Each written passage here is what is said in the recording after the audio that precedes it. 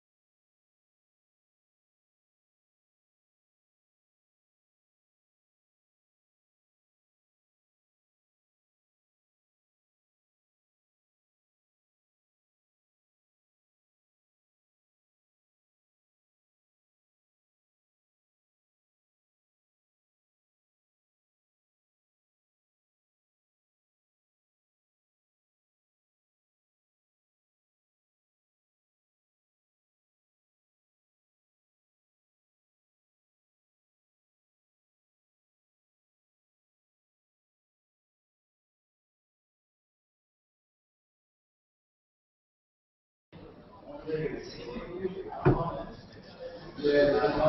Ron, we got some onlookers here from the event. I don't know if we're set up to go yet, but I don't know if you can hear me.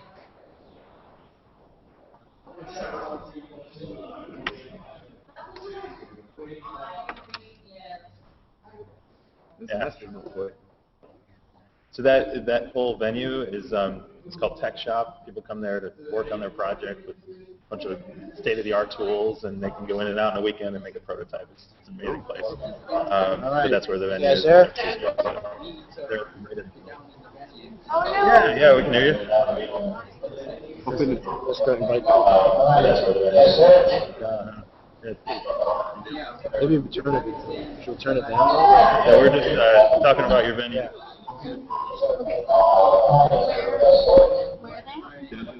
These guys are in Australia. Yeah, it's just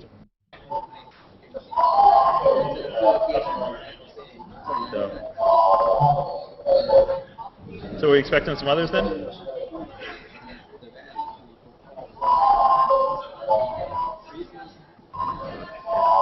We're still getting looking for time. Chris, can you hear me? Yeah, I can hear you. It's a little bit of background noise there. I'm sure there is here too. Hey, Chris, we're going to bring everybody over here to say hi. Can you hear me? Sounds great. Yes, can you hear me?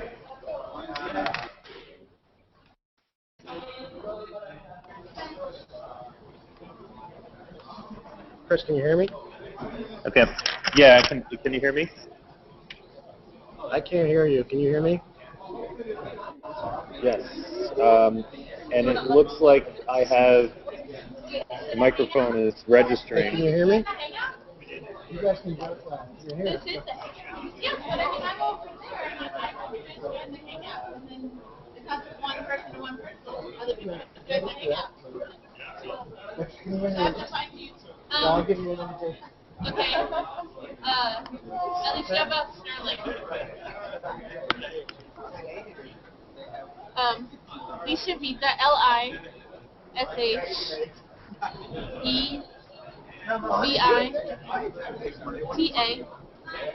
at Gmail. Well, that you shouldn't have to do it, Yeah, right? that should do it though. If you go.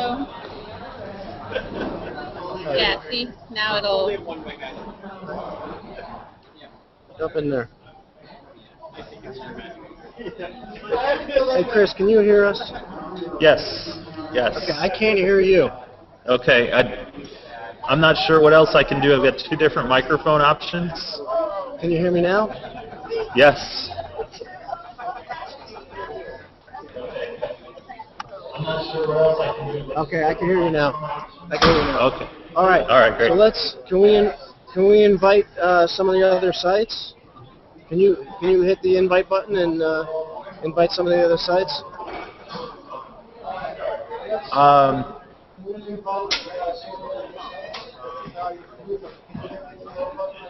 They'd have to be on their Google Plus accounts.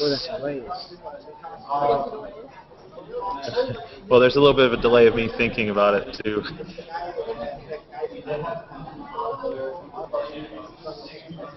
So the thing is, they're not all in Google Plus. I got in here specifically because Kristen asked, so they might not be just ready to go like that.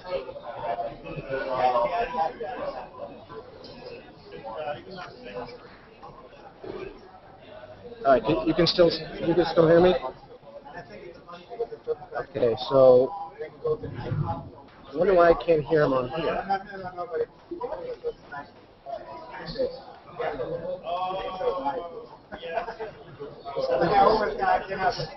I can't hear him, but it comes like 30 seconds later, the audio from him. Why can't I hear him in this? Because you're just getting it over the internet. I should be able to hear it. Hold on, we're gonna try and fix the. We're still having audio problems. But if you Okay. could figure out people to invite, that'd be cool. Okay. Yeah, that's where it was. And your sound is on. Can you hear me? Shake your head if you can hear me.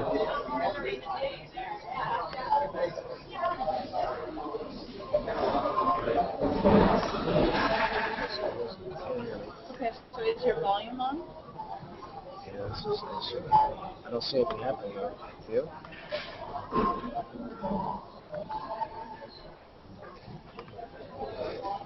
Well, that's on.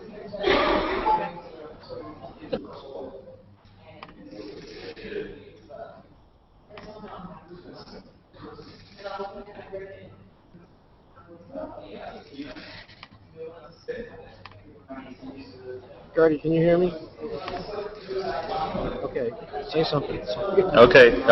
1, 2, 3, 4, 5, Are 6. you on mute? No. I have two options for microphones. One's on this, and one is down here. So I'll switch between the two. I'm hearing your sound, but you can't. So two options for microphones. One's on this, and one is down here. So I'll switch. That's an amazing delay.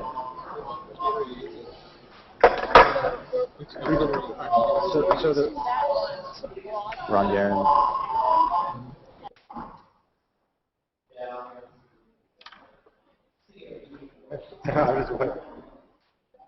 But yeah, come on in. Absolutely.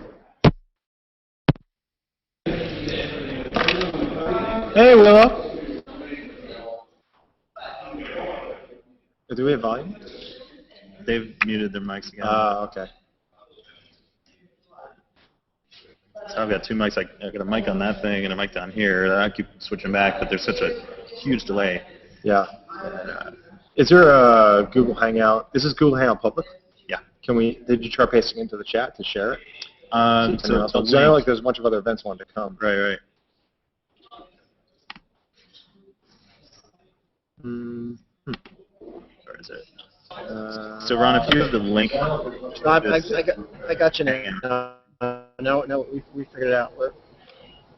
Great. So do you have the link to the Hangout? Can you paste that into the, at least the goals? Oh, yeah. Yeah.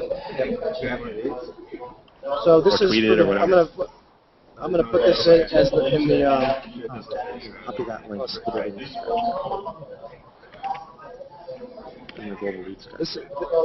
This is to watch it on the internet. This is not to get into the Hangout. This is just to watch it.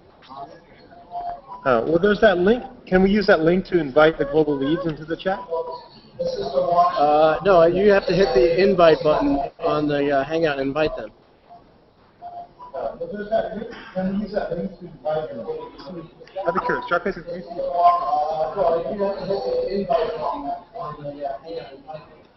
That's all over now? No, we're still figuring out how to connect.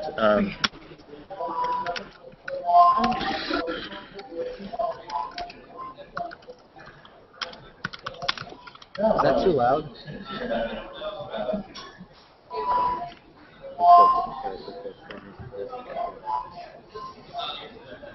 All right, so this link that you put in the chat is to watch. Correct.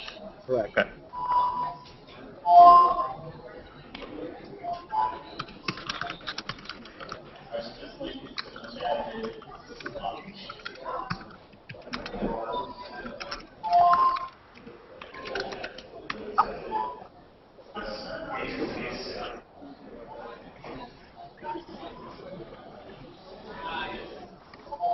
So I already invited iHub, but I think they're all asleep probably by now. Yeah, they're probably about to wake up over there.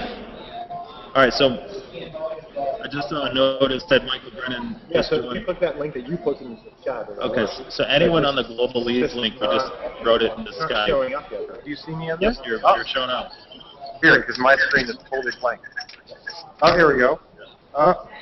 Loading. Can you blow up the picture? All right, it's 2-1 Melbourne to San Francisco, so we're winning. Yeah.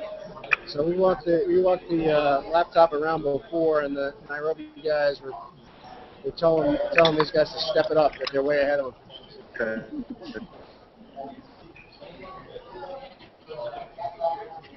Okay. Ron, by the way, it's good to virtually meet you. We spoke on the phone a few weeks ago. Yeah, good to meet you. I work with too. Second Muse. Yeah, good to meet you, Michael. How you doing? Great. It seems like the events are going really well. It looks great. Cool. Well, we got you guys on the big screen here. I'll turn the camera on and show you. So everybody's watching the hangout. So, and we've got the audio pumping through the tech shop here. So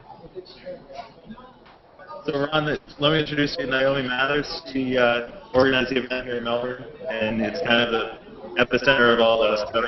So it's a Naomi, great opportunity here. Cool. Nice to meet you.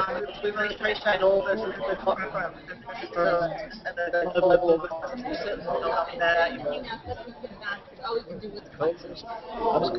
Oh, we just lost somebody. So Elizabeth wanted to say that you have nice T-shirts on. Ah, very These good. things are awesome. Those are that's cool. Make sure you bring us back a couple. There might be Here's extra. Sashi. Sashi, Hi, Chris. how are you? Hi. I saw you looking at the T-shirts over there. I want one of them. Those You are look wide awake there in Australia. Yes, we are. One of the most important parts of the All right, hackathon. good. I'll send it to you. Allie! It looks nice. Allie's in Jakarta and she's down there. That's great. Hey guys. Hey Allie. Yeah. How's it going? Are you using Skype or Hey, there's Elizabeth. I knew Ron had to get a Google Plus Hangout in there somewhere. Oh, there. I don't know where the plus button This is. is great. So I've got to say, so Elizabeth, I heard Elizabeth speak in the San Francisco event. It was awesome, great job. I heard Allie speak on national television. It was amazing. It was so awesome. It was such a great event. It is keeping too long. Did she let anybody know she was the mother of the Mozambique space program? Hey now, don't give the Kristen, Indonesians good any job on the radio. ideas. Hi, Abby. Hi, how are you? How's it going, guys? It's going great. We connected with the iHub before, and they told these guys to step it up. They're lagging behind. It's those Australians, they're out ahead of us all. No, Yeah, it's we're the, in the it's the stretch. Kenyans. Yeah, I think they should be They gave him a 2 o'clock deadline, which was 8 minutes ago, and they're going to do their presentation at 2:30, so very close. Cool. Well, just so you know, this hangout's being broadcast. Oh, exciting. Talk about that we're all part So of there's the a link. International Space The Challenge. link in the window right there is, if anybody wants to watch it, they can go to that link and watch it. Oh, I see. Kristen, you were great on the radio. Well done with the "Are we going to solve world poverty?" question. Oh, you guys can't hear it. Yeah, Kristen, that was great. But it's delayed for you. I don't know if you can hear us. Kristen, we're saying you're great on the radio. It was fun being with you on the radio. Wow, we have serious delay. Thanks. Mike, So I'll have to Mike, translate. I was glad you were there too. I was so nervous. I can hear you now. Thank you. Yeah, it was good being with you on the radio too. It was fun. I was sad. I felt so connected. I was really. I know. They're talking to you. That's great. Was that a couple 2.0? No, we were on BBC. You realize we were broadcast all over the UK at the same time. Awesome. Awesome. We were on BBC Radio on like the program that's broadcast on all the channels at night. So Mike, we had another great moment here where pizza showed up again and no one stopped what they were doing. That's good. That's great. That's like the best sign of a good hackathon. There seems to be a lot of people there now. What time is it there? It's, what time is it? It's a little, was really 10 after 9 p.m. That's great that so many people are still there. Yeah. They're There's a lot motivated. of progress. It's 10 after 9. Yeah.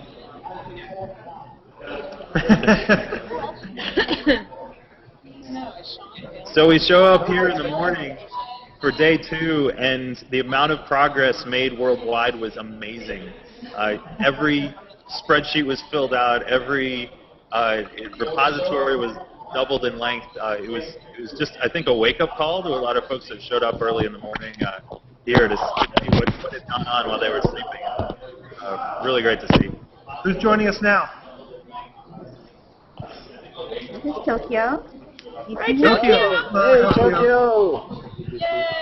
We actually see you? Online. Yeah, we see you. Hi, Tokyo. Very good. They also have awesome t-shirts. Yeah, you guys got cool t-shirts too. Hey, all the arms. Look at that. So can you guys tell them where you are? So I think we that's San are in Francisco, Australia.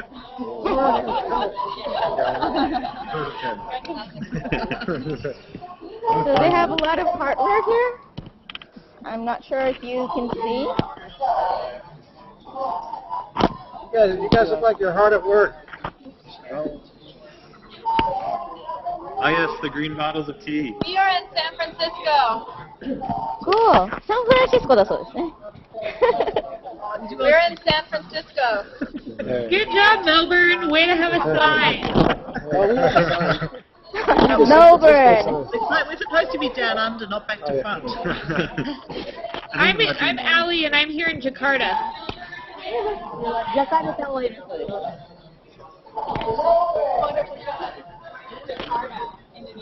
So there's San Francisco, Melbourne, and Jakarta. Here comes the sign girl. And Tokyo. Yay, Willow. Good Your job. sign's better than ours. That says SF0. Cool. Nice. Yeah, we have tons of teams here. Tokyo, And there's next another time, team you doing start the- tea for everyone. I'm wondering, maybe hold the laptop up. Yeah, so Yeah, they can kind of look. did you guys see? Hey, are any of you San Francisco folks going to be at the airport in the middle of the day on Monday? Because I'm going to be at the airport in the middle of the day on Monday. I think we're leaving in the morning. We might miss you.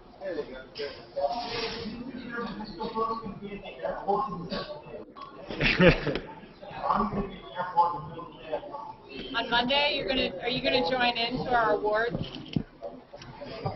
Chris will be. Yeah, we may try to tie him in over the phone. Yeah, I'm gonna be on my way to the airport, but these folks will be here on the call.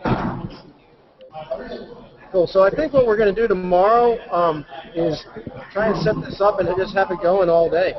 Great. We're going to have our presentations. We'll get that streaming. The awards. We'll get that streaming. I think it'll be cool. Okay, yeah, we can totally leave this up and just have people come up to it if they want. If you want to really leave it on and just as a background and have them ask questions or wave, and then during the ceremonies themselves, we'll have a table of experts that can ask questions. Is that Africa? think Nairobi Because is that would give us all continents, if that was awesome. Not Antarctica. Yeah, except Antarctica. But we could Yeah, invite him. So our closing It's 30 ceremony minute is long. going to start in 4 hours. Do you want to try? You want me to try to hang out for it? Yeah, we want you to sit there for 4 hours and stand in front of the camera. In Don't 4 move. hours. Don't not move from for that 4 camera. hours. So, but if we're gonna try to live stream them on all of Google Plus. Yeah, let's do it. Okay. So what we'll do is, I think we could probably just keep this hangout going. Just leave it up, maybe. I want to talk to Nairobi. Nairobi, are you on there? Those guys are sleeping, I think. Hey, we're here. This is Simeon. I'm just bringing you guys behind us. Hi, Simeon. Do you have video? Yeah, that's what I'm trying to sort out. Just give me a second. And guys, in 15 minutes, we're going to have our closing presentations, and we could bring this in there and have questions come from the Hangout if anyone was interested or or if this keeps going around where we have people going in and out and just want to say hi, we can totally leave it at that too. So if, we'll just mute it if that happens. No, let's stream you got your guys' thing out there. That sounds like a great idea. Okay, great. I think our guys would love to watch and ask questions of you. So you're starting in 15? Okay. Yeah, 15 minutes. You know what? I think this is being recorded too. Okay. Separate, and I'll just put the camera around and do this on the Hangout. And so if questions come through, I'll have it on my headphones, and I'll try to get a microphone up so that the question can come through, or I'll just repeat it for everyone. Cool. So this is the first time I've done a broadcast hangout, and so does it automatically get recorded, or is there any hangout experts? Yeah, it's automatically recorded. Cool. Okay. It Up says to an hour and a on half. air, though. Mine doesn't say It says on air. Mine says Well, off. so Hangouts and Hangouts on air. Really? Yours is off, mine says For on. like conversation. Interesting. Yeah. Can we watch the presentation? Yeah, for Hangouts on air, you would get automatically recorded. Okay. And one of them is going to be hooked into the Hangout, so we'll have a complete loop. So we're going to have all 4 states here in Australia hooked into the presentations. We'll have the Hangout going on 5 continents, and who knows if we close the loop somewhere. So that'll be a monster delay, but I think it'll work out. I'm going to do Very cool. Okay, we'll be in a few minutes. Yep. So, Nairobi trying to see it. oh, okay. I think So are it's people going to Florida. stay there overnight in San Francisco? Their video. I don't know. We're just going with the flow. Elizabeth looks like she's ready to go. I was at a hackathon recently where people literally showed up with yeah. their sleeping bags and like camping backpacks. It was crazy. That was back in Philadelphia. So how's the weather in Tokyo? She just went outside. Yeah, we actually have 2 rooms, so, well, 3 rooms. So I was wondering if I can get to the other room. The weather is okay. It's cloudy.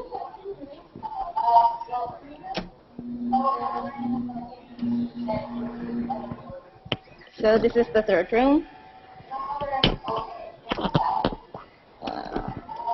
Whoa. Whoa, what does that mean?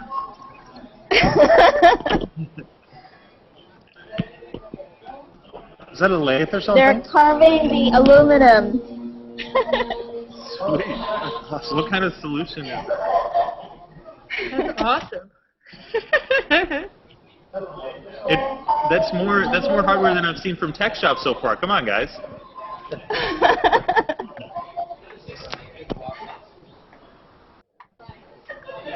Are they frozen?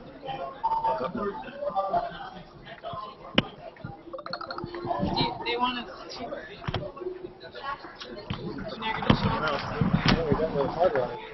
Oh, we got more people in the chat now. Who is it? Yay!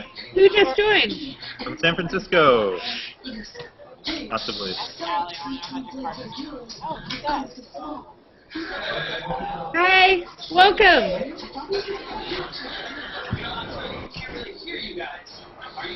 Yeah. What's on TV tonight? Where are you? I don't know if Dave? we can hear. Eric. Hello, Dave. Hello, Dave. Where are you, Dave?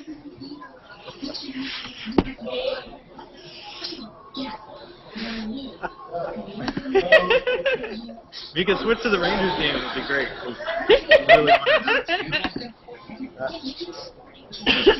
Sorry, you guys gotta speak up. Are you saying he's an egomaniac? I can mute. All right, I'm gonna mute Dave. Hold on a second. All right, I muted him. So, any other happenings? Anybody know who Dave is? Nope. I posted in the RC chat too. That's not where we from. There's Florida. Oh, who's it? That's Yeah, Florida's Hey! Florida's gonna get Hey! some video. Hey, how's it going? How's it going? Oh, it's late here. We have 3 people here. Nice. Oh, he stays in the thing though. We're talking to we have astronaut Ron Garen, Kristen Clayton, and Ali Llewellyn from. Did you sign up? What time is it in Florida? It's just 12:30. Wow. Yeah, so we're still up and at 'em. We have one person sleeping on some of the tables downstairs, and we may or may not be sleeping. We'll see what happens. That's great. But it's going well. I mean, we didn't have the showing that we expected, but we made do, and we're working on a really good app, so it's all good. What's that? David's asking where you are. Hey, hey, Nairobi's online. Hey, Nairobi! Hey guys, can you see me? Hey! Yes! What's up everyone? Oh, good morning, Simeon. Hey. Morning, how are you guys? Nairobi. That gives us all the continents, right? Except Antarctica. Yeah, basically. Oh, what happened to Tokyo? Sorry? There she is. Tokyo. Sorry, I'm back. Oh, cool. So, is Sean Heron around, Simeon? No, Sean was pretty jet lagged, so he decided to go sleep last night. But I guess he'll be around probably in the next hour or so. Just checking. Make sure he's doing okay there in Nairobi. Oh, he's doing fine. He told me he had the chance to go to Masai Mara when he got here. So I he's saw had the this fun. pictures. The pictures were amazing.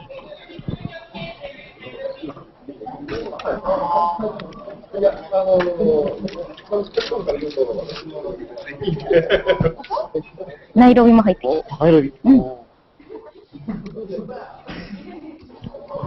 Ohio gozaimasu. It's actually after lunch though. Oh. Alright, never mind. I lost track of time, sorry. Oh, Melbourne. We don't have any. Good morning. Some of the places good morning, some of the places good evening.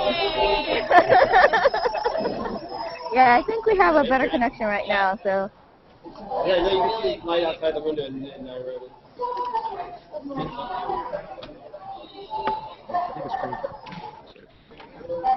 So quick question, what time is it wherever you guys are? It's like It is 7:30 in the morning and everyone's just waking up from their power naps. It's, Most guys sleep around 4. It's 2:30 in the afternoon here in Melbourne. Oh, cool. 9:30 p.m. in San Francisco. Yeah, 12:30 midnight. 12:30 a.m. Late night. It's 11:30 a.m. here in Jakarta. So, Allie, 1:30 get to p.m. work, in Allie. Tokyo. I am working. I'm blogging so that Kristen Painting doesn't fire me.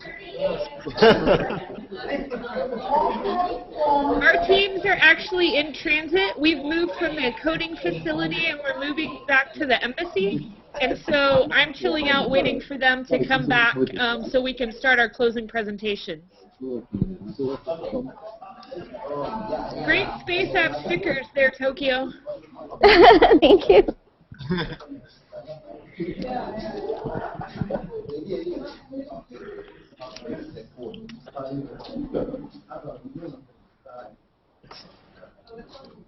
It's all green tea and then.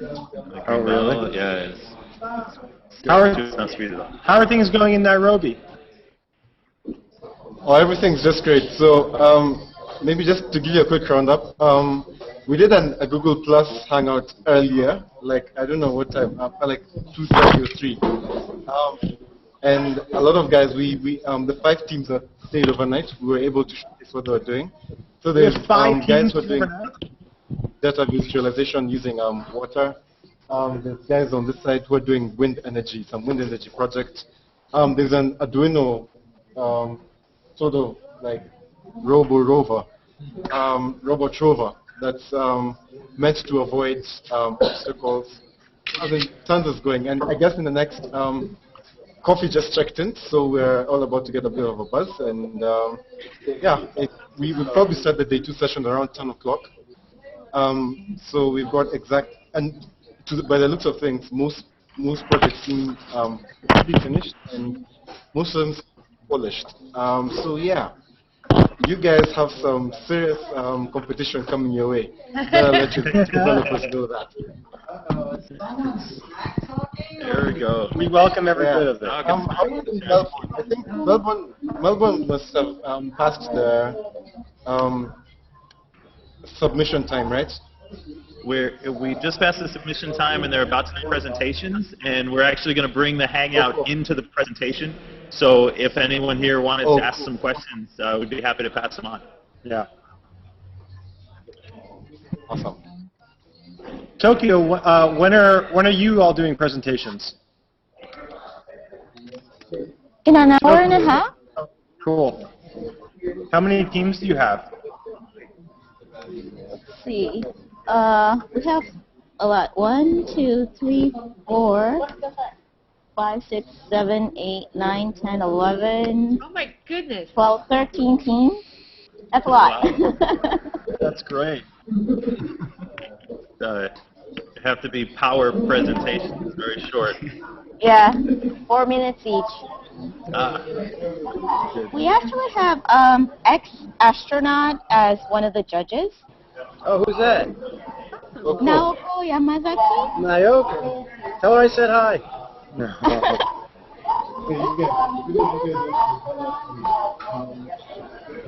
Can you repeat that? Don't say hi, say hello. I don't want her to think I said yes.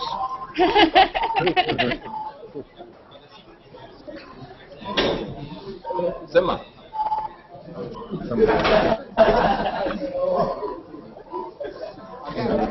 Hi guys.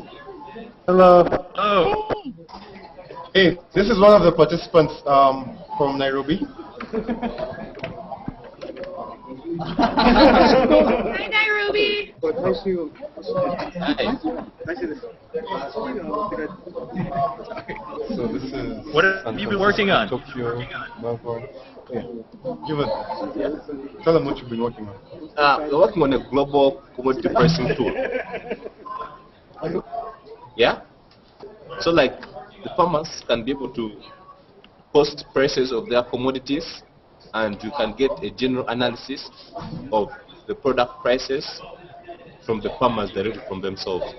So this time, they're the ones who feed the data, not the data coming from the Power website. So then a comparison is run together with the data sets from Power, and you're able to get an analysis of the whole trend of prices of different commodities from every location. Awesome. Actually, cool. Yeah. Speaking of which, I don't know which location this is, but I just got an email from Pineapple Project, Growers Nation. Those guys are doing the same thing that these guys are doing. Commodity pricing tool. I don't know which location that is. Okay, that's San Francisco. I'll go get the lead. I'll be right back. All right, cool, awesome. And it's just about time for presentations here, so I'll bring the camera in, and we'll start to see a little bit of a formal program here. But the audio won't be played here, so feel free to keep the conversation going, and we'll just have our presentation be on when it starts. Okay, cool. The guys in San Francisco, they're doing the same.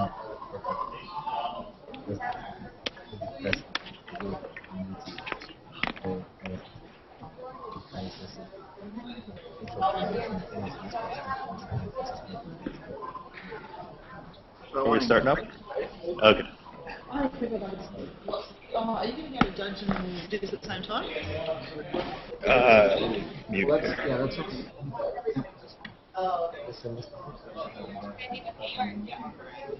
Here's the pineapple lead, Samantha Snap.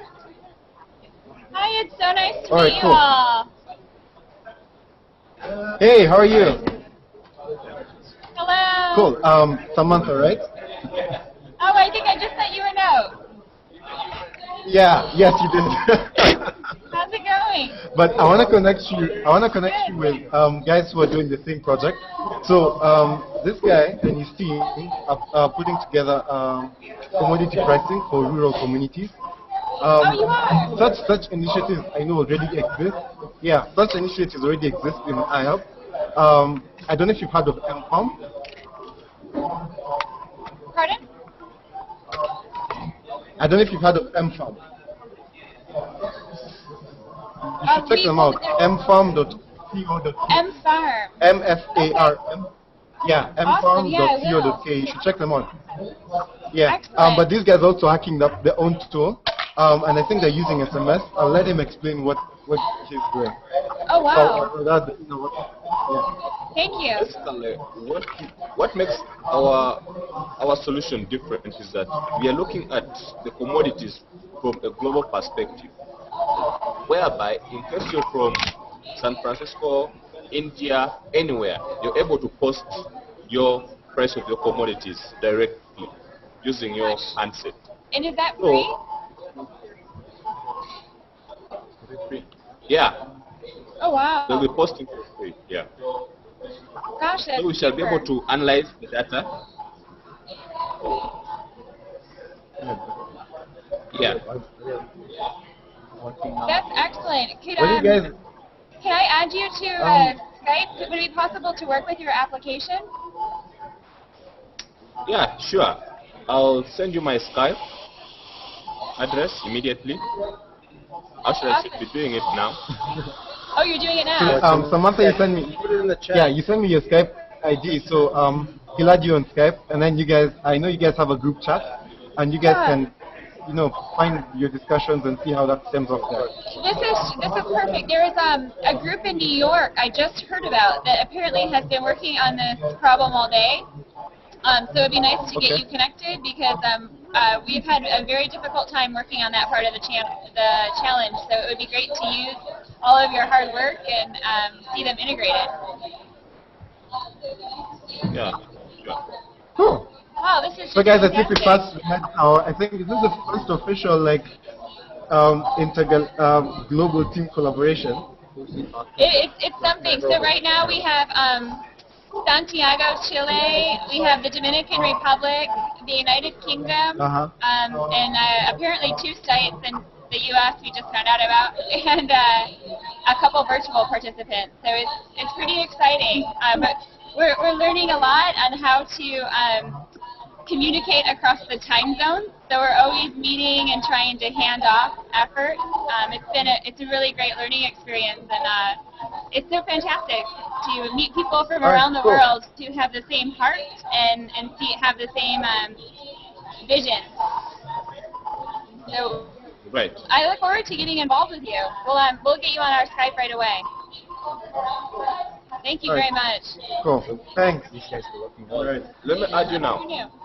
But your challenge has been the most popular then. Everybody's working on it. We don't even know about that. Hi, Ellie.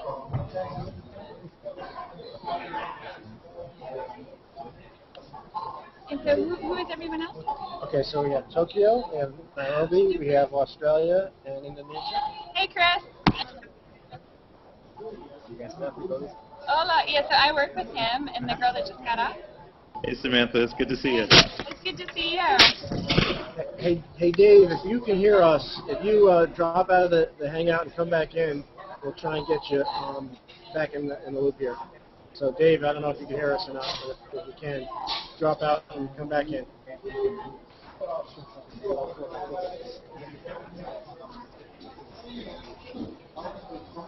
So Tokyo team is getting ready. We only have an hour and a half, so I think we should get back. Nice talking to you guys. It was awesome talking to you. Cheers.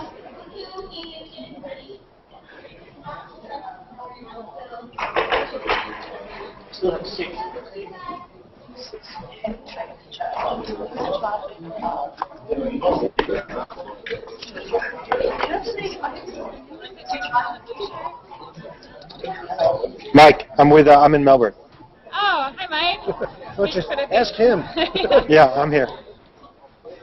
I'm going to go quiet soon because we're about to have presentations here, but Chris is on the other side of the room. He's going to be broadcasting the presentations. Excellent. I'm judging. I have my judging sheets here. Oh, you're official.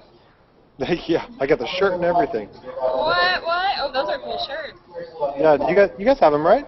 I have this one. Oh, that one's awesome too. I like the patch I like a lot. yours. I think I have shirt envy now. I think I have. See if I can get it better. Pretty cool. Yeah, Gertie's going to bring us back some, right? Yeah, I'm sure.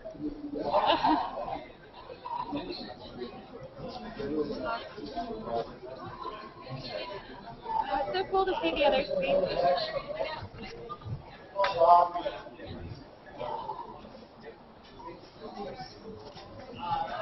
So I think when the presentations play, we won't be doing audio on this. We'll be doing the audio on Ustream.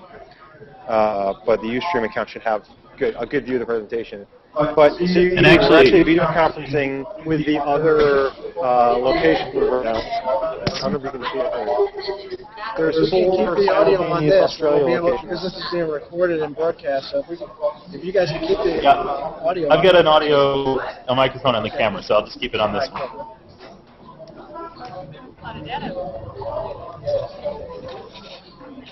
Oh, look at that.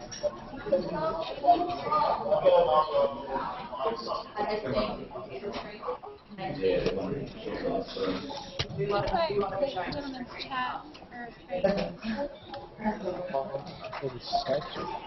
Yeah, he didn't do anything. I'm gonna go check really quick.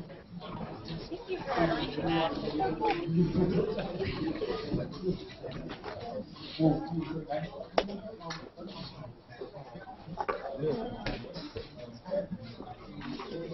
Guys, just a small note.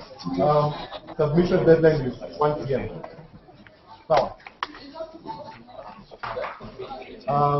submission is 1 p.m. 1 p.m. Presentation. Results probably around there. Soca is at 5. So the problem by around 3-4. Then Soca is at 5. I have been part of there's a league for companies. I think they're playing.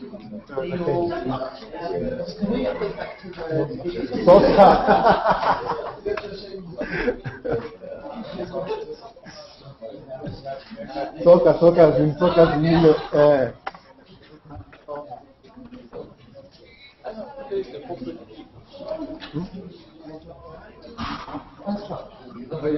primary school. That's still there.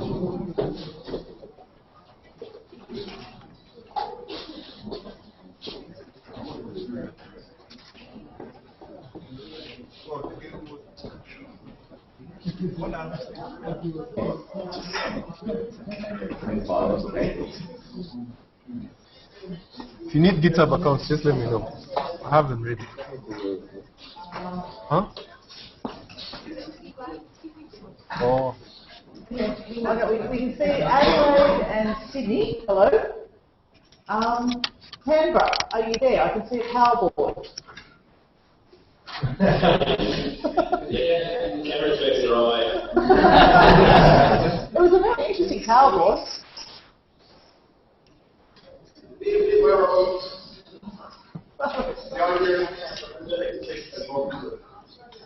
Now, before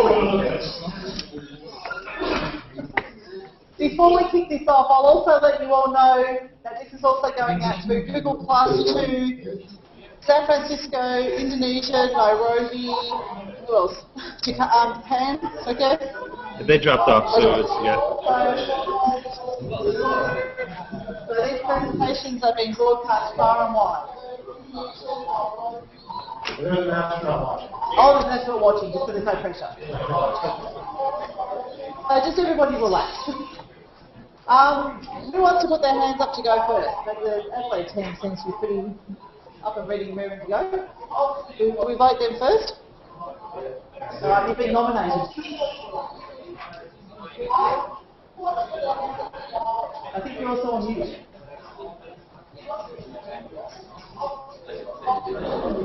Okay,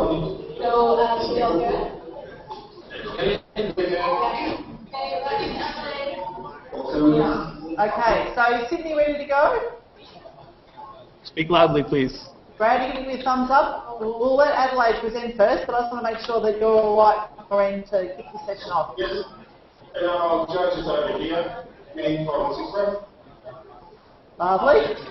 And I think we have Roger in Canberra and Bob in Adelaide, and we have a whole team of judges here. All of our experts have very kindly joined us for the last session to provide the judging. I'm not going to go through the long list again if you bear with me. So we'll give each of you 5 minutes to present in any way you wish to. If you want to show us your software or just pictures your concept, it's entirely up to you. Yeah. So we'll present, we worked on the semantic data descriptors and analysis, and I'm Sean. I am Ed. I am Wood. Also, I am Nick. And this. So me and Ed are going to go through a small slideshow of our thinking process and what we have come up in the last couple of days. Yeah, go ahead. Yeah.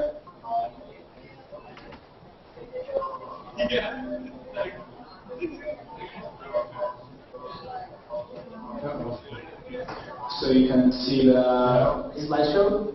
No. Yes. So we'll start with. So NASA has lots and lots of. We can't see your slideshow. Is it? Yes, on the. No, we're not seeing your slideshow. We might have to project the new stream. Here we go. That's all good. Good, great. We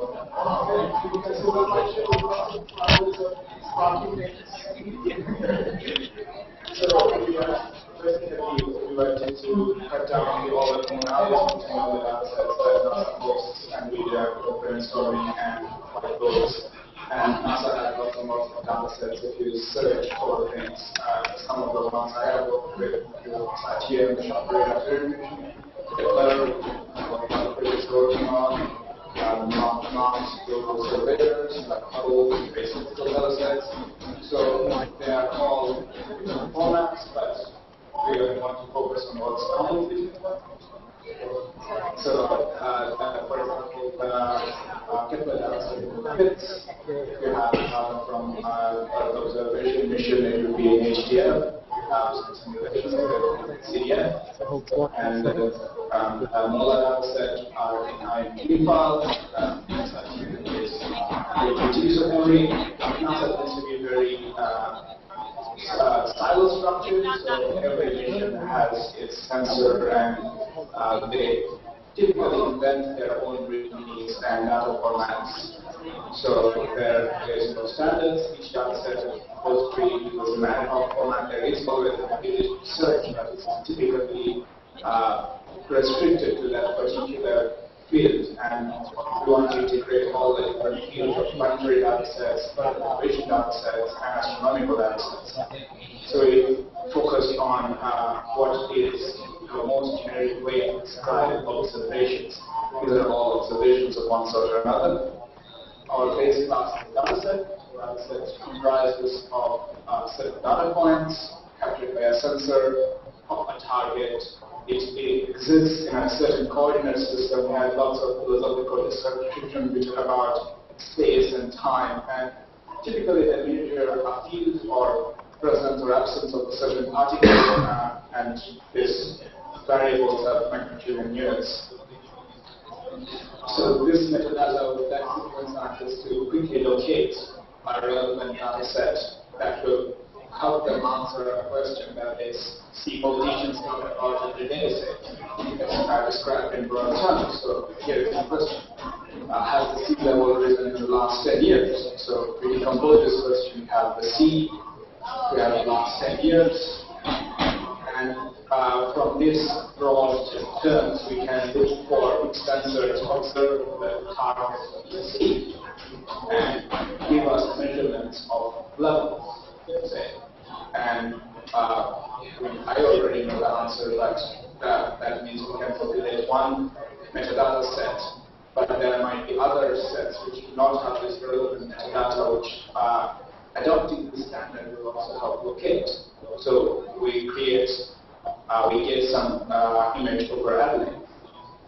Where we go from here is to create automated and RDF files describing the master data sets, so that in addition to returning one result, any results about sea level rise, and somebody can get a good appreciation of what we have as humanity have been observing about the Earth.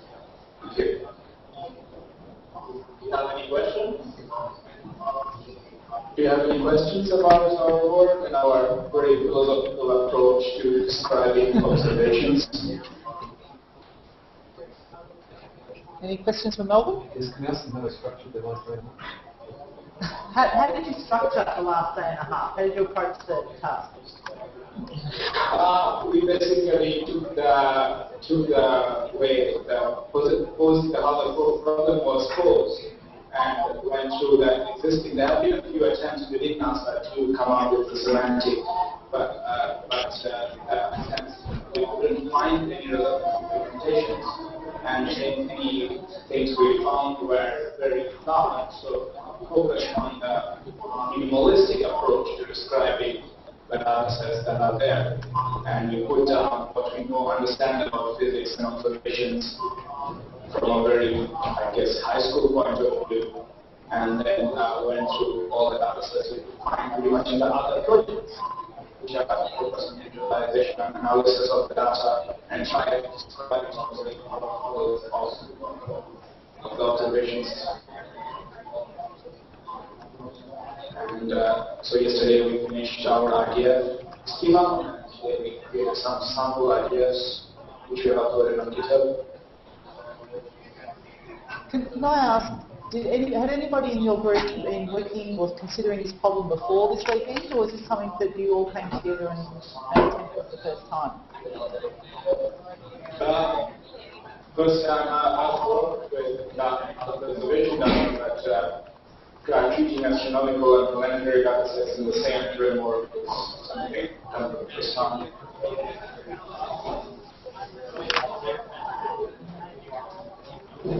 It's Roger Franson here from Canberra. First ask, I guess, where do you see the demand for this requirement, and therefore the actual definition of the requirement coming from?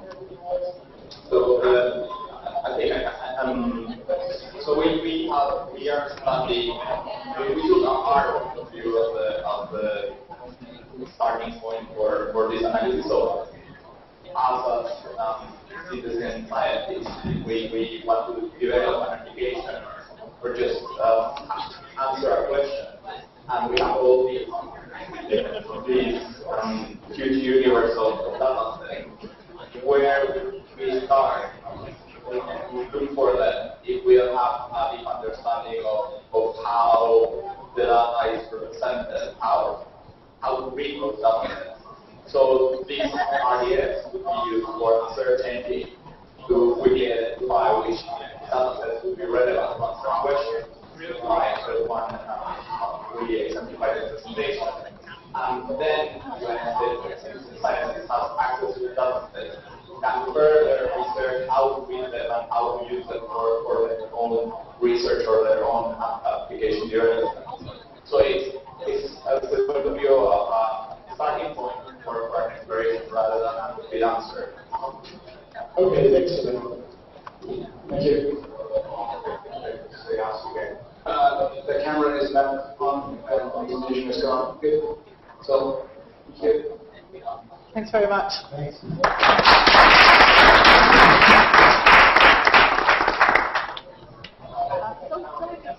We might ask the team from Melbourne to go next, so that we can move around the states. So I think we've actually got one set up, so we might go with this one for ease.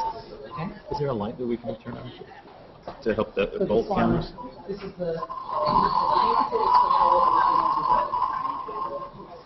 And they they're looking through that one, right? So that camera is sitting on the... But we'll share the screen. So we might ask the team to introduce themselves by standing up in front here. Okay. So, and then you won't find that one. Oh, okay. Yeah, Can you see us?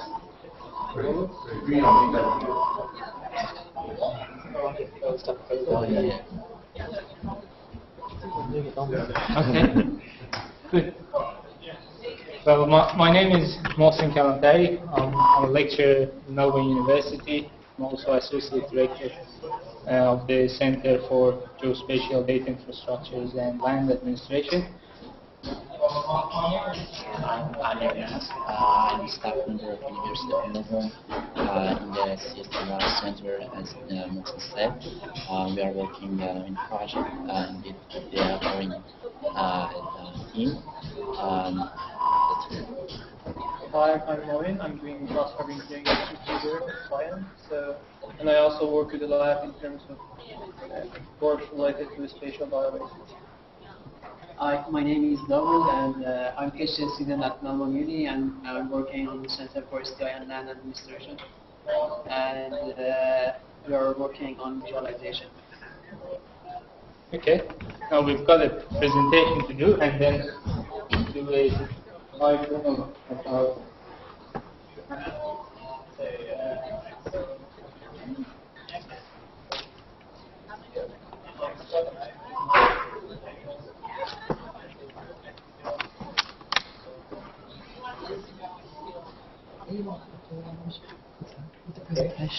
Before I start, I apologize if you see any typos or anything, because it was a quick code I did for this, and I'm not a native English speaker, so well, the challenge we selected was, it was a list of obviously challenges, and we decided to go with this one because that we've got the sort of right people to do it. Now, we are from a center which sort of does geospatial things, so this mapping is our speciality, so that this is good. Also, we needed sort of people working on algorithms to analyze and filter data. We had Amir there, which is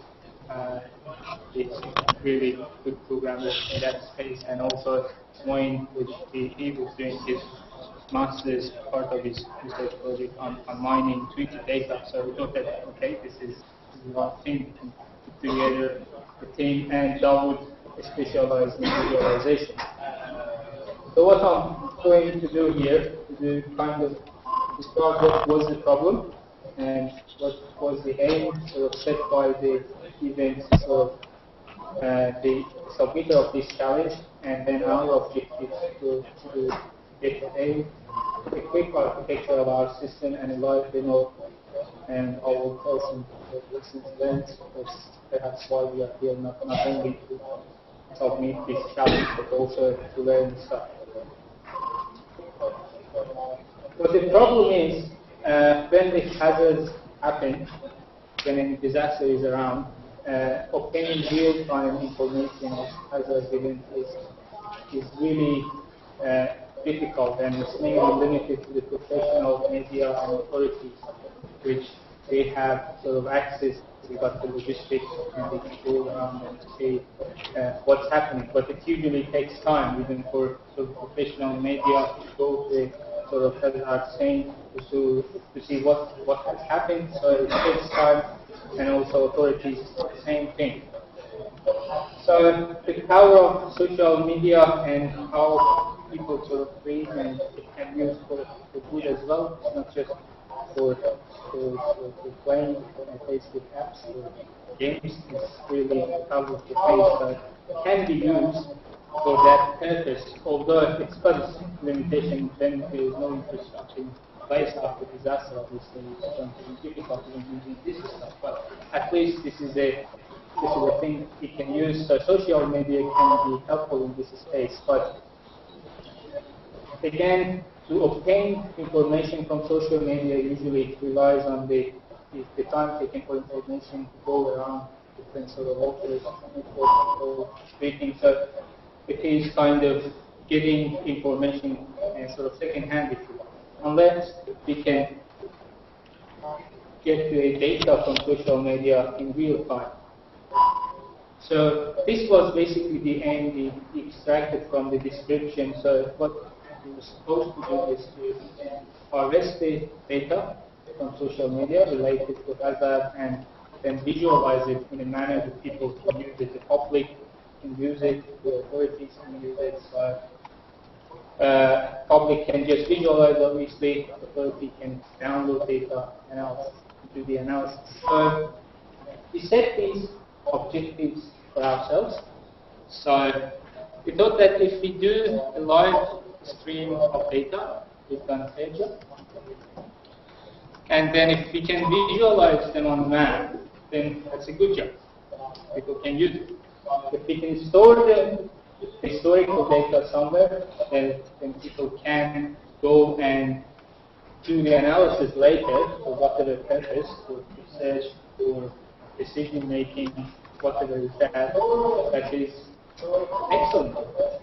And we thought, okay, if this time, 2 days, a couple of days, less than 2, gives us enough time, and if we provide analytical apps for historical data, people can do the analysis and get a good sort of thing from data useful, that's an extraordinary job to do. So thought that, okay, if we do this stuff, that's good. But at the end of the day, we can't do the excellent job. So we think that we've done an excellent job in terms of being live streaming data for the service. But if we visualize it on a map and store it, in databases to be accessed later on, this is especially on a very low university. There are many sort of people interested in this space doing research. So if we can provide this database using this app for these people to extract the historical data, I think we've done a good contribution in that space. And then we perhaps leave the analytical apps to them to develop based on this. Although we've done a bit on this one, which I'll show as well. This is our system architecture. I admit that we thought that Facebook as well, but Twitter was enough.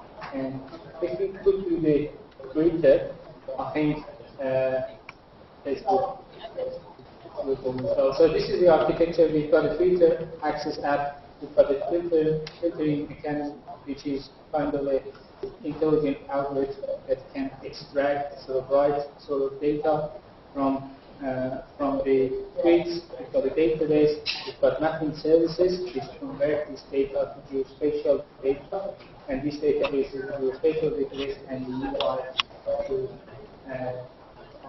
present. Now these are the technologies going to go through these technologies, but there are others as well we've used. Now what I'll do is also what we need to do is if you can do it, but you've got to specify your location as well. If you don't specify your location, it's not supposed to be. And here, do an earthquake.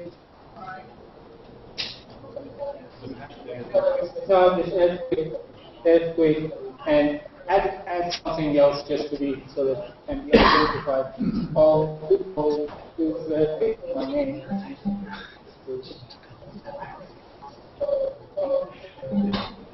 Now, it usually takes between 30 seconds to 1 minute to get the data there.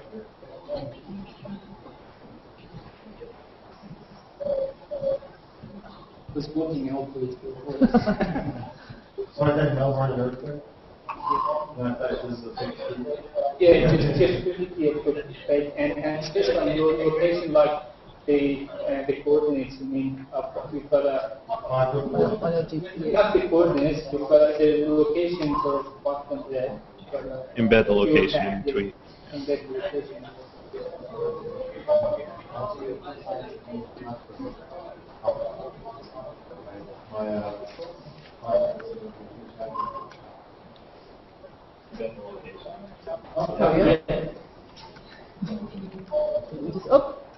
we had an earthquake.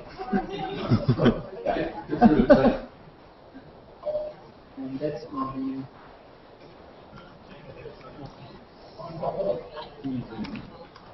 If someone from Adelaide, perhaps in Adelaide or Canberra can tweet.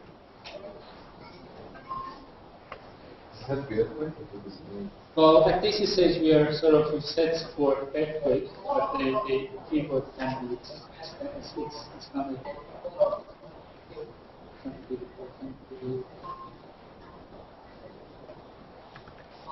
Now, I'm conscious of time, we're going to have to move on to the other groups. So hopefully we can see another one pop up. Sorry, Melvin, can you hear us? Yes, we can. Hi. So we didn't want to interrupt earlier, but we can't actually see your presentation on the screen. Ah.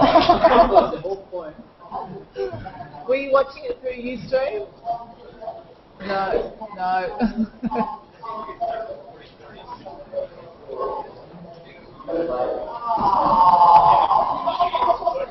Are there any questions from the other side? Yes, here. Just, I guess a question, a string of questions that we have. Other events, your communications are unlikely to be disrupted. But if you're in a significant hazard event that actually takes down your communication, how else would you communicate this information? Well, is it all? Yes.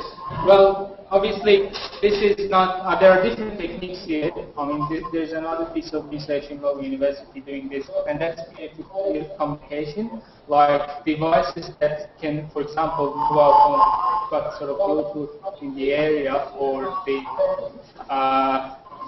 radio sort of connection. So that's also another sort of way of communicating, at least locally. You can help people in the sort of local sort of area.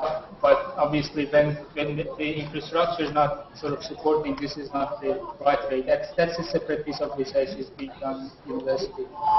Well, Okay, WiMAX in the city, for example, we already the service of user participants. and if you couple it with other data sources, you can also see when that might be an issue. Well, if you have an epicenter of outages, and then on the fringe you have, so tapping into those outages, tapping into this data. I guess the point I'm making is that we're extremely connected with social media. That's fine. Your network, your system will work because you're living in an environment that is undisrupted. But when we significant positive effects such as major earthquakes, you have a higher risk of your communications network actually being disrupted and being non-functional. So your two options is your routing operation, which provides a lot of utility for transfer of information into some kind of a network and database that everybody can use. But for the really big events, you may not be able to use it. And Bluetooth and your WiMAX won't cut it. So it's just a comment there to bear in mind. Yep.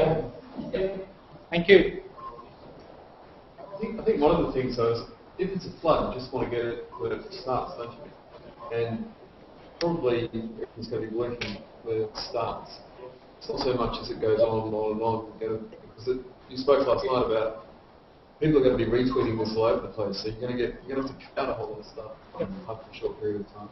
Otherwise, people tweeting about earthquakes happening in another part of the world will disrupt. And the sudden drop-off of tweets is another indication that, well, maybe it was really big. Yeah, yeah.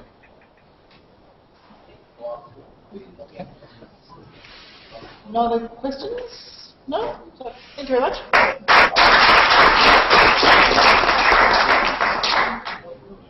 we might ask one of the teams from Sydney, because we have two up in Sydney, whether one of them might like to present next.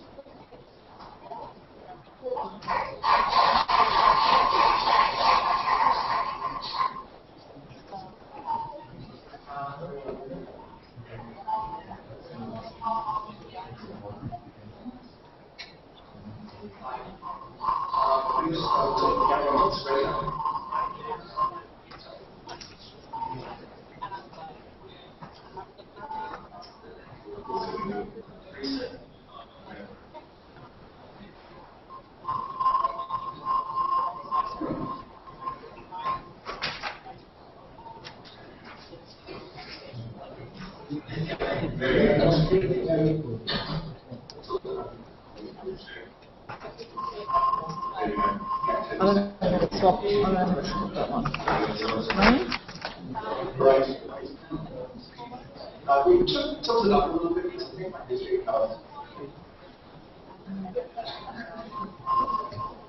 Right. Okay, so should we introduce ourselves? Right. I'm Paul. I'm Ben. And we were doing the project on looking at electrification in rural areas. Which day we've done. So this is probably our previous picture. We're going to talk about what we did as and kind of results we get from this. So we've developed an easy-to-use interface for overlaying data. So this is image data of hallucination. Now we overlay this on three colours. So red is brightness in 1990, green brightness in 2000, and blue brightness in 2010. So this allows us to divide the colours on this map. See where development has taken place. We have plateaued and are actually China, of course, has grown spectacularly. We have South Korea, which has also grown spectacularly. We have Japan, which is just white, basically, with red pictures indicating that it's a de-electrification, post-electrification. And furthermore, we have North Korea, which is, well, not very developed at all. There's a tiny little dot there in red, which is going out, so it's actually going downwards in its government. And on the other side, we have population data. You can see this is actually a lot smoother than electrification data. Paul, would you like to show the one on the screen to illustrate how this might actually not be? The really basic coding in that case, basically click on the center plug the image to the center. And you can adjust the zoom as well with the scale bar at the top.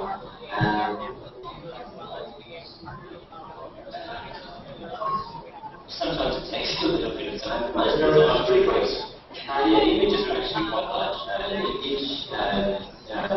Each of the images, the entire load is 2.2 gigabytes.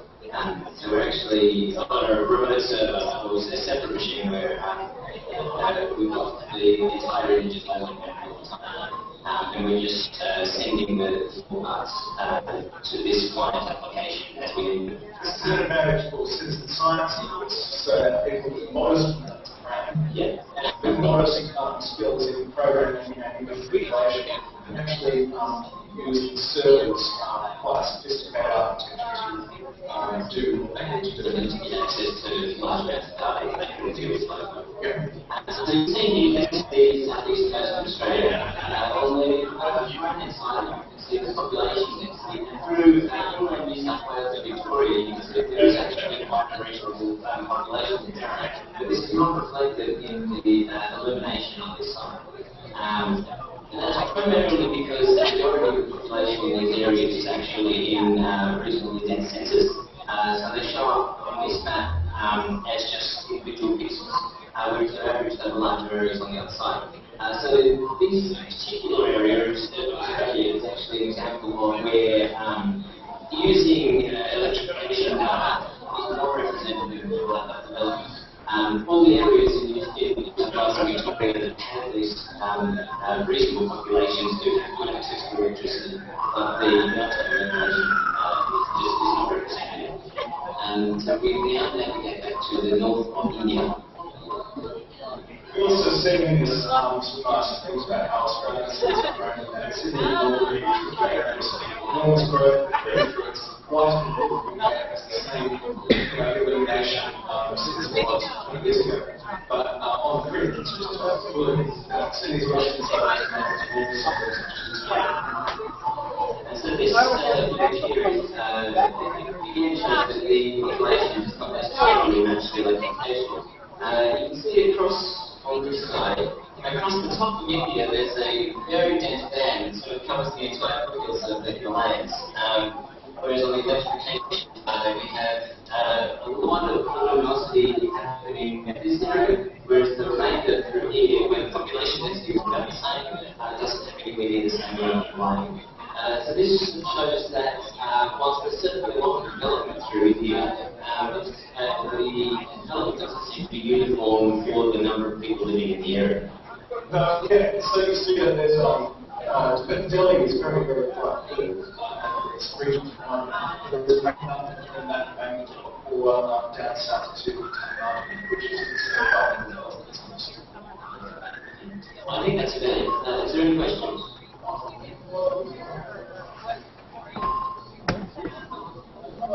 I've got one. You looked at luminosity and you compared that to population. Did you discuss also then adding like a socioeconomic type of sort of data set as well? We actually have the ability to add effectively any data set. The images are posted can be changed in a matter of seconds. Probably takes another minute or so for the server to load. But once you've loaded that image, you can then compare the two, no matter what you're looking at. So we're actually playing with things like GDP per capita and a few other factors as well. But these were sort of the most striking ones that we put into the final version. At present, you can only read any form of data that's specified in grid longitudes and latitudes. We were working on a piece of code that converts longitude and latitude specified grids into arbitrary projections, depending on how the data or the visuals are wanted to represent it. So it's fairly flexible piece of software. Any other questions? Did the software start development here, or did it come to the table with any development on it? There was not a single character in this code written yesterday. We downloaded the data on Friday night. Went back to uni and downloaded it there. But yeah, we opened the data on Saturday morning and looked at it before then, didn't know what sort of almost was ready. Basically, the data was Do you have any plans for this work after the event? Nothing specific, but we're having opportunities. We don't really know what the Earth looks like in this place so much. This place looks like so we don't know where it lies. North Korea looks like a really nice place to put a telescope.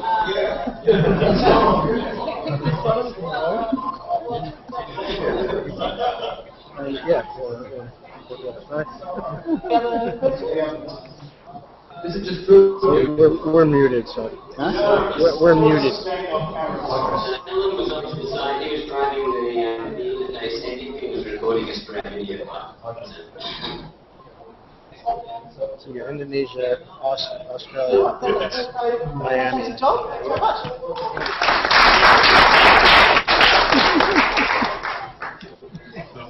Hey Ron, we can hear you. You can hear us? Melbourne seems to be dominating Yeah, numbers. We just might the last go bit. back to another Melbourne team. Who's going to volunteer to be our next victims? Bring them. And Ron, just to, for anybody watching on the Google Hangout, we're chatting inside. I'm trying to give us an overview of what's spoken about if you can't hear it. Yeah, we see that. Thanks.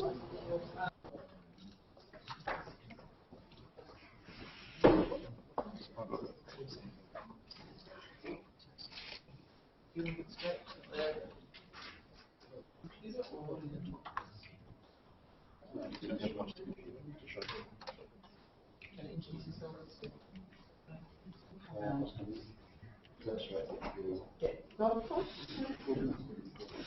the streams needs.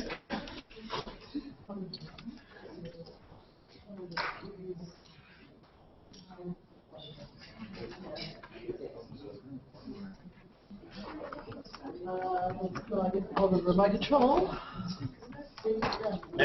Thank you. Okay. Can you see? Can you see our Melbourne team, or have I lost them? We can't see your screen, but we can see on the Ustream. Okay. So look at that camera up there. You're being shown from both sides. Canberra and Sydney, can you give us a thumbs up if you can see our team? Because I've changed my settings. It's not quite as obvious. Yeah, great. Okay. Go be like. Alright. One person at every camera. Yeah, sure. We were working on the My Trouble Impact Challenge this weekend. I'm Anthony from Air Technologies. Andrew. I'm Gordon. I'm Charlie. For this challenge, we all took a section of data to link up and analyze, and then we came up with a bit of a prototype system and some potential goals for this project that we can go through. So the type of data they basically worked with was weather data, transport, travel data, and then pretty much created our own subset of user inputted data and drew a bit of comparison across different types of users and suburbs and created some charting to represent to a user. Yeah. So we can swap to our prototype. Yep. So the main goal of what we were trying to achieve was displaying to people in a useful manner carbon usage through travel, whether it be by bus, car, train, ferry, bike, and be able to give some actual quality input on the data compared to the average within the suburbs or companies or states, etc. With the data set, there's so much that you can do that can be touched upon now. But in terms of the way it currently works, it's a web-based application, which you take to your mobile application, which pretty much selects your transport type and where you're going to and from and space and records your trip data in this particular format. And then on the mobile app, we'll actually track using GPS the exact route taken on any trip, and we'll be able to determine the efficiency of that route at any given time. And then once we have enough data within the system, we've got to actually route traffic in the most efficient way, be able to use the least amount of carbon on any trip at any given time through any weather condition. Based on the data and type of trip, you can actually get details and see what carbon impact you've had, which is a calculation based on the time it took to travel, as well as distance travelled. In terms of what we've done then is taken the user input data, compare that against a group of data. So you'd have one user and compare it and generate charts, which we'll pretty much show you now. So the concept of the whole project is to pretty much compare how you're doing with a community based on users. So, for example, suburb by suburb, you get an impact of what sort of carbon usage each suburb's having in comparison to where you're travelling to and from that perspective. Gives you an indication down here as well. So this is a heat map of actual carbon usage in cities. The less transparent the image is, the less carbon is used in a specific area, which allows you to actually be a bit competitive and see how your community is doing against another community, which could then be expanded for your school versus your school, or your group of Facebook friends against your group of Facebook friends, your LinkedIn connections versus your other their LinkedIn connections, etc. It's pretty endless the way you can take it. So what we've also been able to calculate is the average carbon used from the 4 months of the data set that we have of you versus the average. You can see that's actually relevant to the amount of distance travelled in that time in the graph below. So the more distance travel you travel, the greater the carbon depending on the vehicle. So it's actually just one set of reports that we can generate based on what we have. So then we try to put in weather data. The weather data is a bit, it's over a 4-day period, so we just filled it out. Pretty much compared, okay, this is some random user data that we've made. And if we had some really nice weather data, we could put it up straight and compare and say, okay, what's occurred in terms of travel time? Considering that our user data is pretty much random, it's not fantastic to compare. So if you've got someone going to or from work on a particular day, you get a great indication in terms of what's changing in the weather in terms of if it's raining or if it's sunny, in terms of what carbon emissions that's actually causing, based on speed and how long it takes to get to work. I think we'll be able to provide suggestions on what would reduce their carbon impact on the same trip at any given time using possible bus timetables, train timetables, different vehicle type or walking. So we're going to use weather predictions over the next, say, 7-day forecast. And if it's raining out of 3 of those days, we know that on average they travel to work between 9 and 10 in the morning. And if it's going to rain, it's going to increase their trip by 30%. By taking them to take the bus, we can reduce their cost, reduce their carbon emissions for that given trip as well. So that's what we have so far. Any questions? What do you see as the immediate next steps for this? It's a mobile application, so you can actually record live trips and then actually presenting some more useful reports to people on a weekly basis at multiple levels, not just suburb or suburb. It will be your street or your house versus other houses, your street versus other streets, then your suburb versus other suburbs, and state by state, and things like that. Plus then all the Facebook groups and things you can tie into it. And then there's a sort of a gamification part of that where you're competing. So then we also had the idea where you could get points for covering every route in the most efficient way possible, and we're trying to do things for less carbon than other people and things like that. Have you thought about municipalities using this kind of tool to make decisions on how they design their public transport in the next 5 years? We had that thought where, with, say, a couple of years worth of data, councils or bus depots could determine where they should place new routes. We could even get to the point that if they know that there's a thunderstorm on Thursday next week, and that generally uses more people using public transport, they could increase the routes just on that day, and then that will reduce the carbon emissions used on that day, and allow people to get to work more in a quicker time and save money in traffic. Yeah, you can pretty much do a heat map of routing, so once you get to that level, we can see what travelling to and from. We've got data which pretty much states across New South Wales which suburbs they're travelling to, and that's how we're comparing how traffic's going to where. So what's the carbon usage is going to those 6 suburbs. It's got a question coming from the chat. Would there be an application to other utilities other than transport, but maybe water and electricity? Yeah, we've thought electricity could be one that could be used. So if you could start importing how much time you watch TV at home, then that'll calculate how much carbon is used to generate the electricity to allow you to watch TV and be able to cross all facets at home. So gas, water, electricity could be monitored. Even if you could tap into a smart meter, that would be lovely, and actually read what's going on there in terms of feeding that straight through, because that would be no use input at all. Yeah, just see every household records and what's happening, peak loads and everything.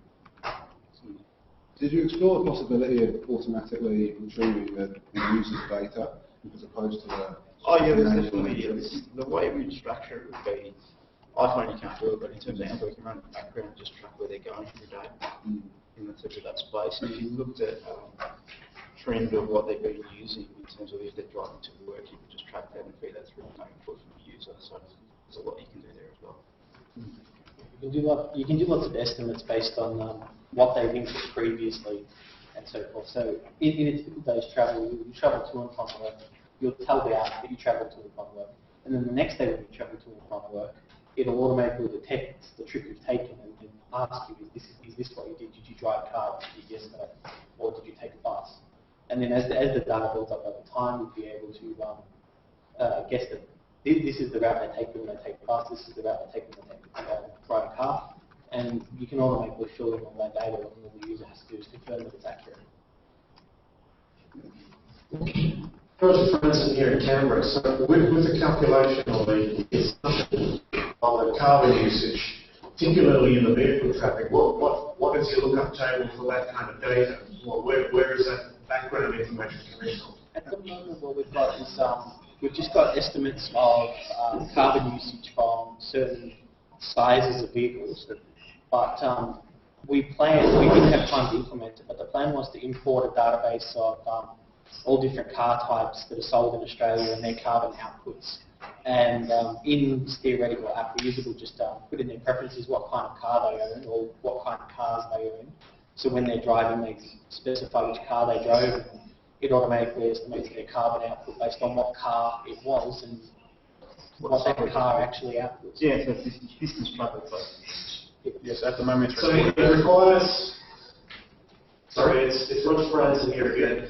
Does it require the user to continuously input data make this work. In theory, the mobile app wouldn't require that, only require initial load and specifying what your default vehicle type is, and then that'll automatically be detecting your vehicle, where you're travelling, how often you're travelling at times, and it'll automatically load the data for you. If you differ from the norm, then you'll probably have to tell the app what it is you're doing, because the app might not be able to infer that. But generally, it'll just be like a summary at the end of the day or the end of the week to confirm that the information is correct. Okay, thanks. No problem. Any other questions? No? Thank you. Before you vote,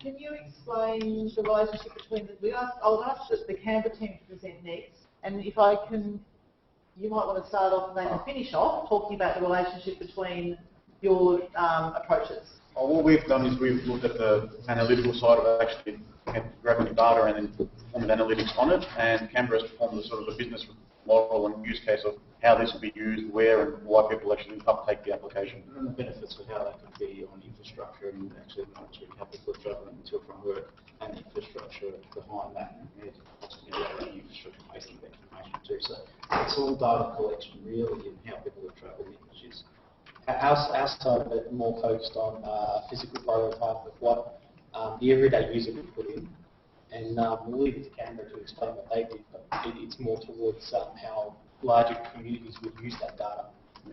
But also, I suppose, talking about how much you collaborated with them. I understand we're judging this part of it separately, but then we might, should we consider putting one of those forward that you'll be joining together to put your solution forward? Definitely. Both approaches to the situation are very complementary, and they can easily mesh together, and we plan to further on down the track put the two together and make sure they work in harmony and share data all over the place, and just basically have the same data set for everyone. Okay. Now we'll let Canberra finish that conversation. So you get to start it, they get to finish it. So we'll throw to Canberra now for your presentation.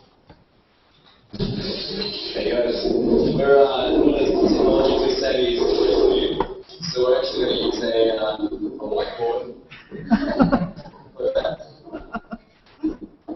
Alright, and you might need to angle and move on.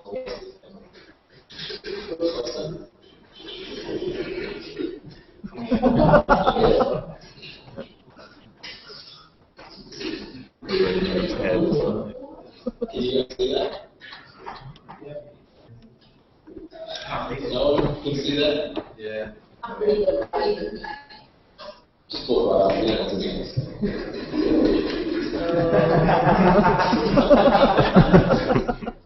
Yeah, don't worry, we'll read it for you.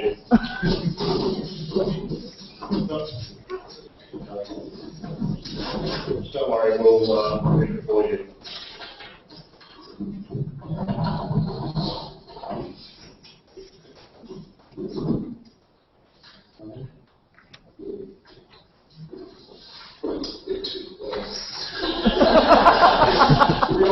From Canberra, we have come to talk to you about work for last weekend.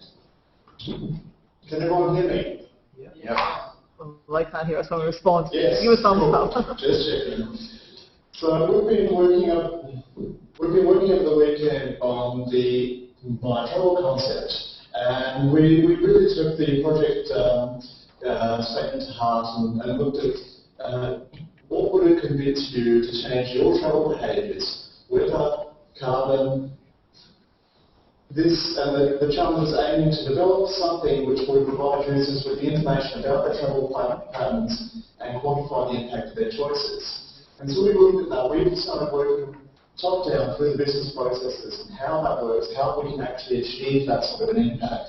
And so we came up with suggestions for a proposal for a mobile application and how we can use that to influence consumer transport behaviour by exposing the costs and offering alternatives. And Mark's going to step through how that might conceptually work. Conceptually, how we install the application, be quite quick, small download, Once installed, destination. Once you've chosen that you want to go down to the shops, it identifies that the car would have an output of 0.05 kilograms of carbon dioxide, perhaps less, perhaps more, but it gives the user choices between car, bus, walking, cycling, and mobile. So they can effectively choose the better method of transport. So they easily go down to the shops. Once they've selected the route, they take it, the journey commences, and once they arrive at the destination, they're given the option to carry on or record a log, and it's complete. They earn points, drinks. And so the user interaction, the key there is the simplicity. We've looked at how can we make that initial user interaction and that trip planning process as simple as possible, because we want people to actually use this and go, it's too hard. And underlying that, we realise that the fundamental value is actually in that we're creating a massive data capture and analytical platform. And so the key thing is to get as many people using this as possible, many contributors, and each time they travel around, they're going to record some information to some degree of accuracy on their trip. We're going to capture that information, we're going to fuse it with open source information, public data sets, and we're going to feed that back to them in the form of better recommendations sourced from their behaviours and the behaviours of their peers. And that recommendation set of saying, well, maybe you want to walk today, maybe there's a faster way of getting there. We can capture that by getting that core information. We can say, oh, you'll be into if we have the full path data for a user's journey, we can infer, well, Google says that it should take you 15 minutes to go from A to B, to go from home to the office. It looks like it did actually take you 15 minutes to get there, and then you spend another 15 minutes looking for parking.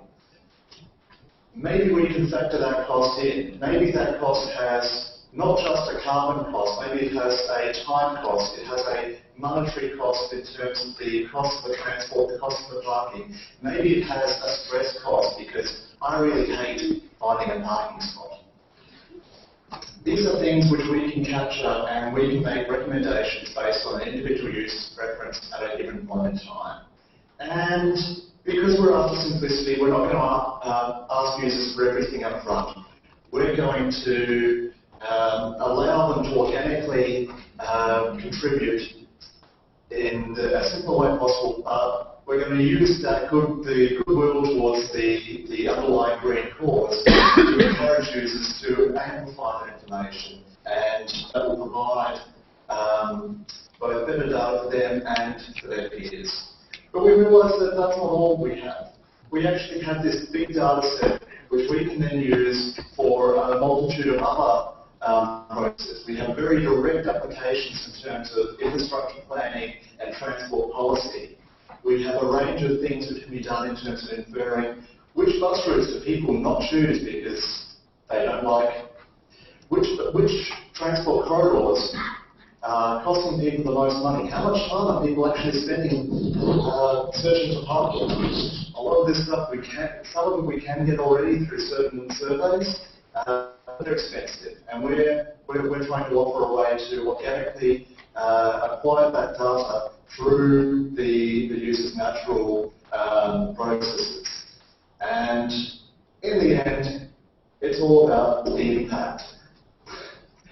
By offering the recommendation to individual users, by offering support to the planning and policy development process, and in particular when we offer multiple costs associated with journeys. So as I mentioned, we may measure on time cost, a monetary cost, or a carbon cost. We have a broad reach. We can use that as an education platform in combination with everything else to achieve the impact that we want of reducing aggregate carbon emissions from a set.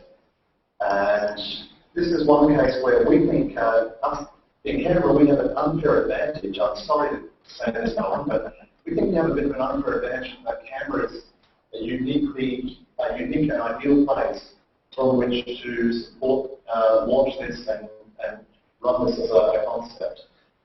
Canberra has a diverse population. It has a socially conscious and comparatively affluent population. It has a geographic and urban diversity covering in a small area range of urban, suburban and rural areas, with an extensive bike park and non-road transport infrastructure network, and a number of other things which provide a very rich data set with which to explore how this can work. And once obviously the concept then generalizes very quickly.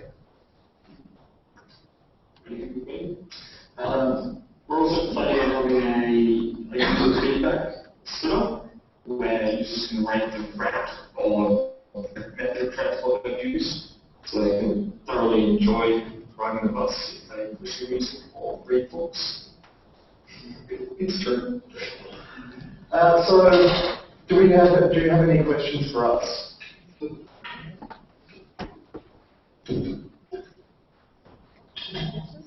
Including our IT. I'll jump in and ask one. Did you discuss any possible technical or technology type development, whether sort of whether development of a sensor that will identify whether you're on a bus, check you in at different locations, sort of, that will work in parallel with this type of device? We didn't discuss using a specific sensor like that. We did talk about the concept of we may be able to acquire data using the near-field sensors, near-field high-energy communication systems proposed for use on some future phones which we may or may not pick up in this country in the next 6 months. That's an evolving concept, and that would provide a very rich data source which could easily acquire, are you catching a bus? How much are you paying for parking? However, a dedicated link in the absence of an open API would produce additional complexity for the user, and we believe that the more we can minimise the complexity and simplify the interface, the more people are actually going to be willing to use it. In other words, no, we can, but we don't have that available. I've got a question. Sorry, in Melbourne.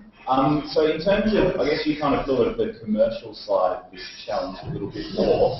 Why would I actually download this app?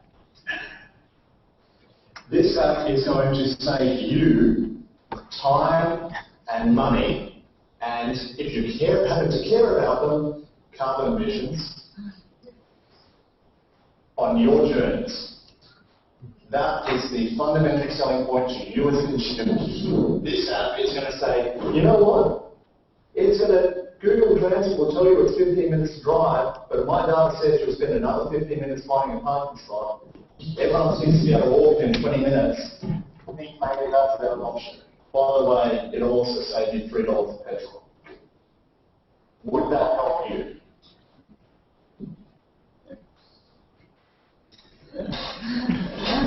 Sorry, are you actually asking me? Yeah.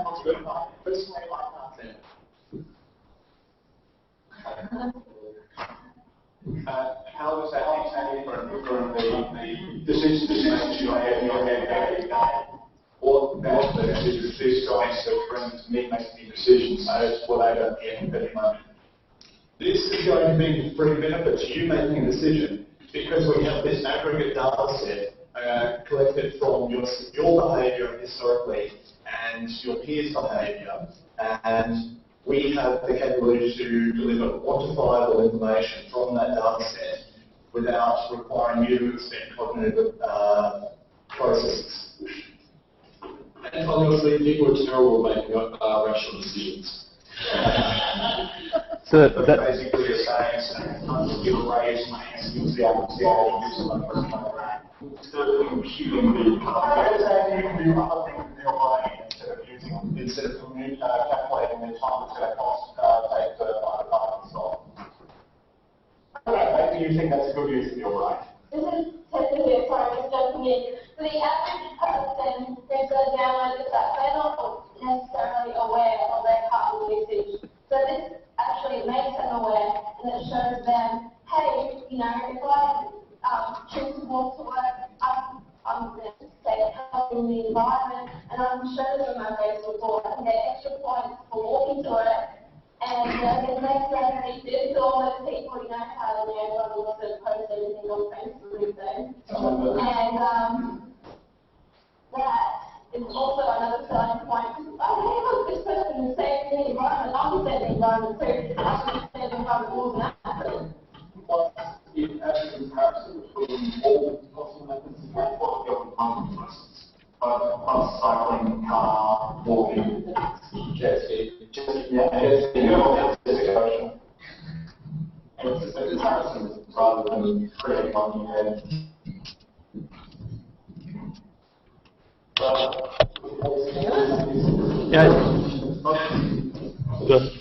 One more question, I've just got one question for the team in Canberra and also in Melbourne. How adaptable is this internet